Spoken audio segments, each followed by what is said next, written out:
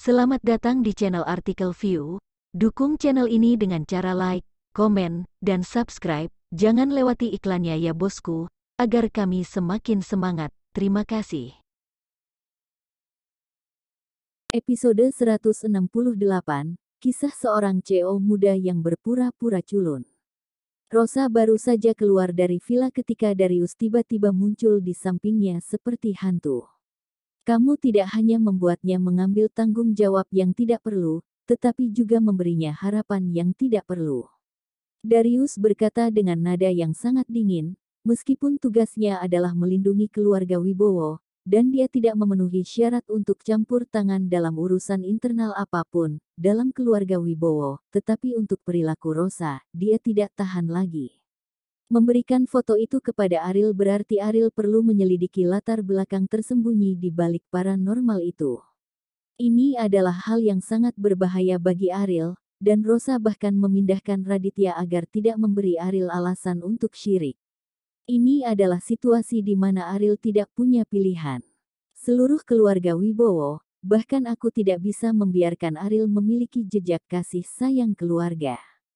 Hanya Raditya adalah orang yang paling dia sayangi. Hanya dengan melakukan ini dia bisa melakukan segala upaya untuk menyelidiki masalah ini. Rosa berkata kosong dengan ekspresi. Tapi kamu seharusnya tidak memberinya harapan dengan cara ini. Raditya adalah rasa sakit yang tak terhapuskan baginya. Tidakkah kamu tahu berapa kali dia berteriak? Darius menggertakkan giginya. Tentu saja aku tahu bahwa tidak ada yang bisa membandingkan perasaannya terhadap Raditya. Tapi kamu harus tahu bahwa harapan adalah motivasi terbesar bagi seseorang, kata Rosa. Tapi Raditya sudah mati, jadi ini sama sekali bukan harapan, kata Darius dengan marah. Mati. Rosa tersenyum ringan dan berkata, apakah kamu pernah melihat tubuhnya? Selama kamu tidak melihat tubuhnya, siapa yang bisa 100% yakin bahwa dia sudah mati? Bahkan jika itu adalah peluang 1:10.000, Ariel tidak akan menyerah. Darius menarik napas dalam-dalam. Setelah bertahun-tahun, Raditya tidak memiliki berita, bagaimana mungkin dia masih hidup? Rosa baru saja menggunakan ini untuk membuat Ariel melakukannya. Sebelum dia meninggal, dia memintaku untuk menjaga keluarga Wibowo. Bagaimana dia bisa hidup dalam keadaan seperti itu? Maksudmu, mayatnya menghilang. Apakah menurutmu itu mungkin? Bagaimana mungkin lawan rahasia keluarga Wibowo mengambil mayat yang tidak berarti?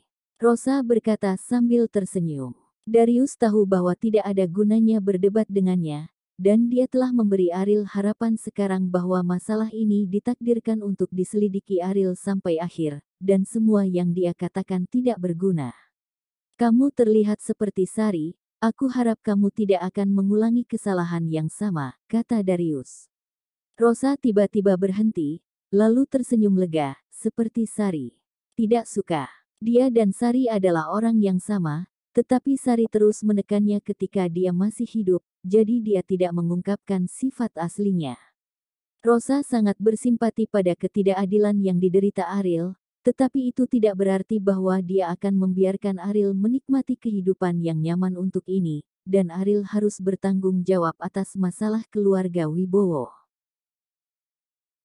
Dan dia juga ingin tahu mengapa Hengki tiba-tiba jatuh sakit, dan dia ingin membalaskan dendam Hengki.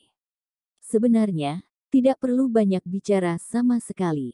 Dia adalah anggota keluarga Wibowo dan ditakdirkan untuk melakukan hal-hal ini. Ini adalah tanggung jawab yang tidak bisa dia abaikan, kata Rosa pada dirinya sendiri. Saat itu, ketika dia menikah dengan keluarga Wibowo, itu adalah pilihan pribadi Raditya. Apa yang dia lihat adalah karakteristik yang sama dengan Sari. Rosa tidak mengerti mengapa Raditya melakukan ini sebelumnya, tetapi dia sekarang mengerti bahwa Raditya ingin semua orang bahagia. Dengan kemampuan untuk menyendiri, Sari meninggal, jadi dia harus menghidupi keluarga Wibowo. Tuan, Anda adalah orang yang sangat cerdas. Saya pikir tidak ada kota lain di dunia ini yang dapat menandingi Anda. Rosa menghela nafas, lalu tersenyum dan melanjutkan, tapi Anda sebaiknya tidak hidup, hanya kemarahan yang bisa membuat Ariel membalas dendam keluarga Wibowo. Kematianmu adalah sumber api yang paling efektif. Keesokan harinya, Andika dan Sofia muncul bersama di area Villa Gunung Genting, dengan uang tunai dan giok emas. Sofia sangat marah memikirkan memberikan barang-barang ini kepada Kauri. Dia telah menggunakan hal-hal ini untuk pamer di depan Kauri sebelumnya, tetapi sekarang, dia harus memberikannya secara langsung, yang membuat Sofia ingin membunuh Kauri. Andika, tunggu aku. Sofi berhenti dan berkata kepada Andika. Andika memandang Sofia dengan bingung dan bertanya, apa yang kamu lakukan? Mata Sofia memancarkan sedikit kekejaman, dan dia berkata, kamu tidak bisa begitu saja merendahkannya. Itu dimusnahkan dengan cepat. Apa yang kamu lakukan? Apakah kamu gila? Andika melihat adegan ini dan dengan cepat menghentikan Sofia. Aku tidak gila, bahkan jika itu untuknya. Hancurkan itu. Andika tahu bahwa dia sangat tidak puas dengan masalah ini, tapi apalagi yang bisa dia lakukan sekarang selain menerima nasibnya. Jika semua emas dan batu giok ini dihancurkan, Rosa akan tahu. Seluruh keluarga Wijaya tidak bisa menyalahkannya. Kamu menghentikanku, apakah kamu masih ingin membuat masalah bagi keluarga Wijaya? Andika berkata dengan dingin. Sofia mengangkat kepalanya, memandang Andika dengan tidak puas, dan berkata, Andika, apa maksudmu? Apa sikapmu terhadapku sekarang? Bahkan jika keluarga Wibowo pergi, aku masih akan menikah dengan keluarga kaya lainnya di masa depan. Aku bisa membiarkan orang lain berinvestasi di dalam keluarga Wijaya. Kamu memperlakukanku seperti ini sekarang. Apakah kamu masih ingin mendapatkan manfaat dariku di masa depan? Andika tersenyum dingin. Dia memperlakukan Sofia dengan baik karena keluarga Wibowo, dan sekarang dia telah menjelaskan bahwa dia tidak bisa menikah dengan keluarga Wibowo. Ya, bagi Andika, tidak ada nilai guna sama sekali. Adapun apakah dia bisa menikah dengan keluarga kaya di masa depan atau tidak, Andika tidak peduli sama sekali. Sofia, kamu belum melihat kenyataan dengan jelas. Berapa banyak keluarga kaya yang ada di Bandung? Bisakah kamu tetap menikah dengan keluarga kaya? Andika berkata dengan dingin. Sofia menggertakkan giginya dan berkata, jangan pedulikan aku akan menanggung konsekuensinya sendiri. Dia mengeluarkan gelang emas itu lagi. Andika tidak bisa membiarkan dia terus membuat masalah, dia akan menanggung konsekuensinya, tetapi sulit untuk mengatakan apakah Rosa hanya akan membiarkannya menanggung beban. Apapun yang mengancam keluarga Wijaya, Andika tidak akan membiarkannya terjadi. Tepuk tangan, sebuah tamparan keras menghantam wajah Sofia. Andika berkata dengan serius, Sofia, aku memperingatkanmu untuk terakhir kalinya, jangan main-main, atau aku akan menendangmu keluar dari keluarga Wijaya. Tanpa keluarga Wijaya, bagaimana kamu bisa hidup, apalagi menikah dengan orang kaya? Keluarga. Kalimat ini menakutkan. Jika dia dikeluarkan dari keluarga Wijaya, dia tidak akan lagi menjadi keluarga Nona Wijaya, dan akankah ada kesempatan untuk bertemu orang kaya di masa depan? Maaf Andika, aku salah. Sofia menundukkan kepalanya dan berkata dengan jahat di matanya. Andika merasa jauh lebih baik tentang Sofia daripada Kauri, karena dia tidak memiliki sampah seperti Ariel yang tidak sedap dipandang di sampingnya. Jadi ketika dia mendengar permintaan maaf Sofia, sikapnya sedikit melunak. Ayo pergi, itu bukan urusanmu, jadi apa yang kamu pedulikan? Dengan kecantikanmu, belum lagi orang kaya, tidak masalah menikahi pria kaya, setidaknya itu lebih baik daripada pernikahan Kauri dengan Ariel, yang tidak berguna, kata Andika. Mendengar kalimat ini, suasana hati Sofia jauh lebih baik. Memang, bahkan jika dia menikah dengan mata tertutup, dia tidak bisa lebih buruk dari Kauri. Lagi pula, Ariel terkenal tidak berguna di Bandung.